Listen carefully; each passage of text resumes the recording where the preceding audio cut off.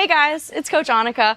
We all know that having a weak, shaky, or unstable squat in general is just not ideal for any of us. Whether we're squatting some serious weight or we're simply just picking something up off of the floor. So today I'm going to be bringing you guys through some strength and mobility drills to hopefully solve that problem. First, we're going to start off with the ankles. So I like to warm up my ankles by starting off with some simple calf raises. So I'll start with our normal stance, going up and down, really full range, as tall as you can get, and bringing your heels back down to the ground. I'll go for 10 here. Then I like to open up my feet and my hips here. Again, full range, back down. You can tell I did ballet. Anyways, so we're gonna pull our toes in here for our third and final version of our calf raises. I'm gonna come all the way up, once again, full range, and back down. I do 10 for all three of those, so 30 in all. Then I really like to warm up my dorsiflexion. So I'm just gonna get into my front lunge and I'm gonna let my knee drop over my toes here. We're gonna get a stretch in our Achilles, and I'm just gonna bring myself into deeper dorsiflexion here. I like to push my knee forward so it really can stretch as much as possible. I like to hold here for 30 seconds and then I'll switch sides. So now that the ankles are prepped and ready, I'm gonna do some stall bar hip cars. I'm just gonna hold onto the stall bar for some support here, and then I'm gonna do some bent knee hip cars and bringing my hip up to the sky, bringing it all the way around. Try to keep it as high as possible here. Engage the glute in the back.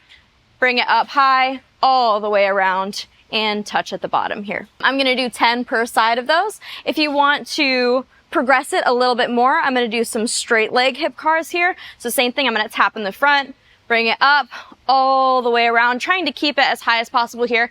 Tap in the back, bring it up, and all the way around. So for this one, whether you're doing bent knee or straight leg, I like to do 10 on each side, obviously. Switch sides and hit both sides. We're gonna move on and we're gonna try and activate that glute med before we get into some real squatting motions. So I'm gonna put the band around my knees here. I'm gonna get into a slight squatting position, hands at heart center.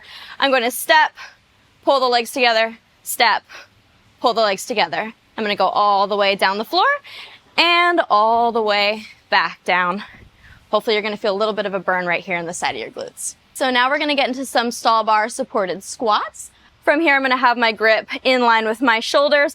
I'm going to make sure that my toes are facing forward. And since I have naturally inward facing hips, I'm gonna create that torque with my knees, make sure my knees are following the line of my toes. And I'm gonna come down, bring myself as far down as I can here, and then come back up to standing. The really nice thing about these stall bar supported squats is that you are finding out what range of motion is available to you without the risk of being here and feeling unstable and feeling like you're gonna fall over. So to figure out if there is any limitation in the range of motion, whether it be the hips, the knees, the ankles, I love starting here, seeing how far I can go, and then coming right back up. So once you are ready to take the training wheels off a little bit, we're gonna do some sit to stands. You're gonna set up right here, right in front of your bench.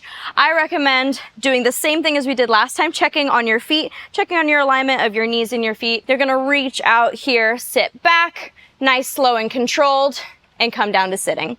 If you are able to, you don't need to come to a full resting position. You can just tap on the bench and come right up to standing. I'll show you the full thing here. Tap and come up to standing. Great. If that's easy, you're just gonna go down a level. So I'm gonna remove some of these pads. I'm gonna do the exact same thing. Sit to stand here. If you feel yourself coming here and then plopping down, it might not be time to remove those pads. You wanna really make sure that you are coming down slow and controlled here. If those start feeling really easy, you can either make your target lower, so you can genuinely make it as low as you physically can go, or you can do pistol squats, single leg. This really helps with the promotion of balance.